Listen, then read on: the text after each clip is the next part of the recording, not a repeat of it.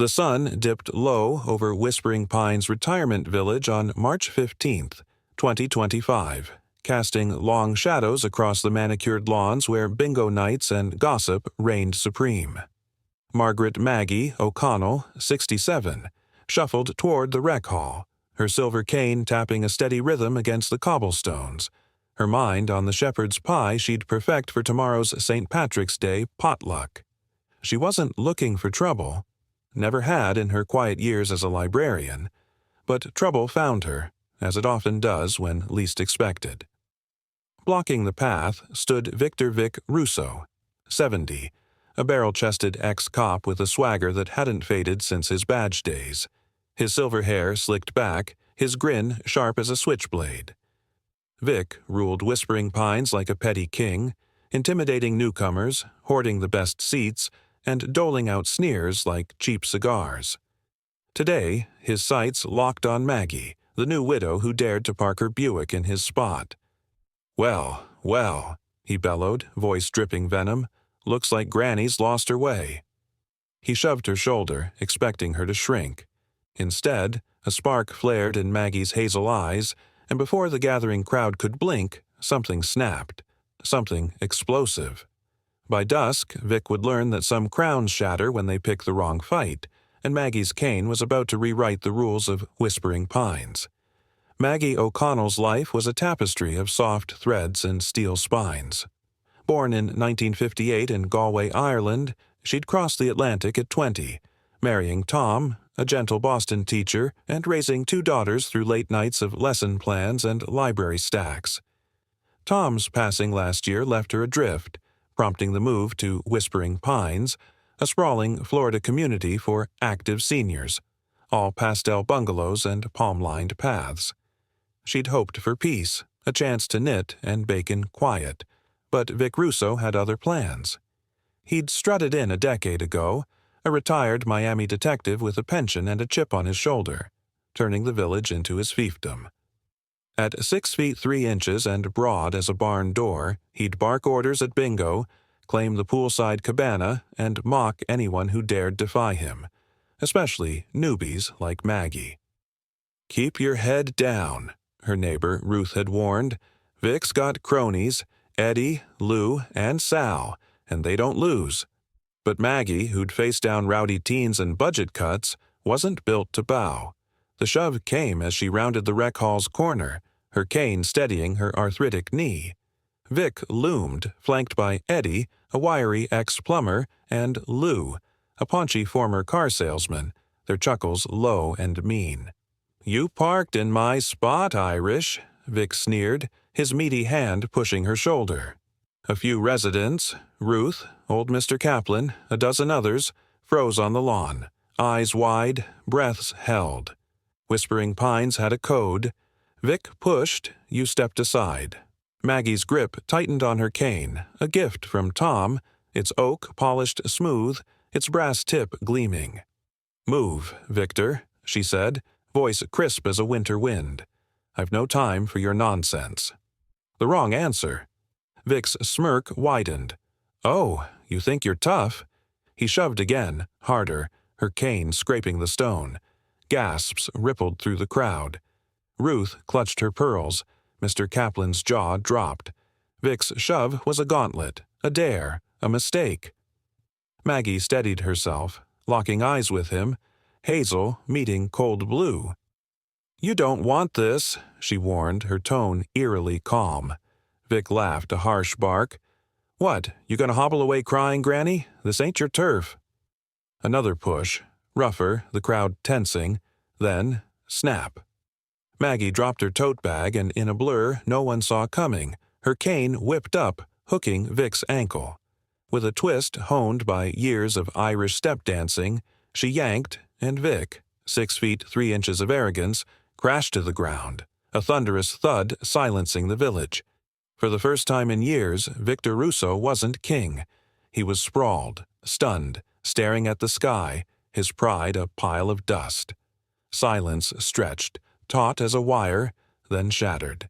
"Holy smokes!" Ruth yelped. Laughter erupted, Mr. Kaplan's wheeze a widow's cackle, followed by claps, then cheers. Maggie adjusted her cardigan, stepped over Vic like he was a puddle, and said, "Told you." The crowd roared, some pulling out phones, others high-fiving. "World star!" a retired vet hollered. Vic groaned, rolling to his side, face crimson, fists clenched. Eddie and Lou gaped, useless as statues. By supper, Whispering Pines buzzed. Videos of Maggie toppling Vic spread like wildfire across the community's WhatsApp, captioned, "Newbie flattens Vic Russo." Residents who'd dodged her at bingo now waved, whispering, "She's a ninja." Maggie smiled faintly, kneading dough, but Vic's glare from the ground lingered in her mind. This wasn't over. By morning, the village was obsessed. The clip hit the grandkids' TikToks and Instagrams. Granny owns bully at retirement home, racking up likes from Miami to Galway. Maggie's phone pinged nonstop. Ruth texting, "You're a hero." Her daughters calling, "Mom, you flipped a guy?" She'd learned the move decades ago, teaching dance to teens. Leverage, balance, a flick of the wrist, but never thought she'd use it at 67. Vic, meanwhile, seethed. He'd spent years crafting his reign, intimidating old Mr. Kaplan out of the poker table, muscling Sal into fetching his coffee, barking at Eddie and Lou until they trailed him like hounds. Now he was a laughingstock, a meme of a man sprawled by a cane. Revenge wasn't an option. It was a necessity. "She's done," he growled to his crew over breakfast, plotting in the rec hall's shadow. Maggie should have sensed it. The village's mood shifted, admiration laced with unease. Ruth warned, "Vic's quiet, too quiet." But Maggie, busy icing shamrock cookies, missed the signs. Eddie's sidelong glances, Lou's hushed calls, Vic's absence from the morning shuffleboard. At noon, her phone buzzed. An unknown number. "Meet me at the gazebo, 4 p.m., no phones." "We settle this." She sighed. Vic, of course, itching for a rematch. Fear flickered, but Maggie squared her shoulders. She'd faced worse.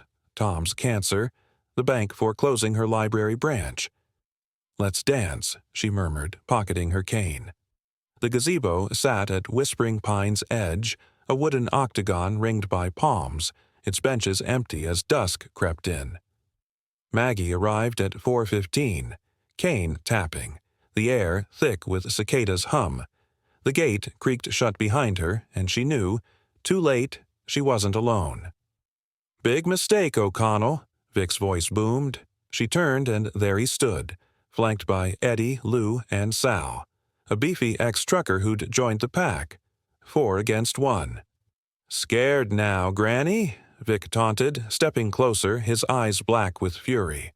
"This ain't about fear," he snarled. "It's about respect." Maggie's stomach tightened. Words she'd heard before, from principals who'd cut her budget, men who'd dismissed her grit. "You mean revenge," she said, voice steady. Vic smirked. "Call it what you want. I'm putting you back in your place." Vic lunged first, a meaty fist swinging wild. Maggie sidestepped, cane cracking his shin. He yelped, staggering. Eddie charged, arms wide. She ducked, hooking his knee, sending him sprawling into the dirt. Lou barreled in, a sloppy grab. She pivoted, jabbing her cane's brass tip into his gut.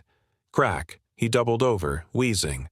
Sal hesitated, then rushed, all bulk, no grace. Maggie spun, her cane slashing his ankle, and he crashed, a felled oak.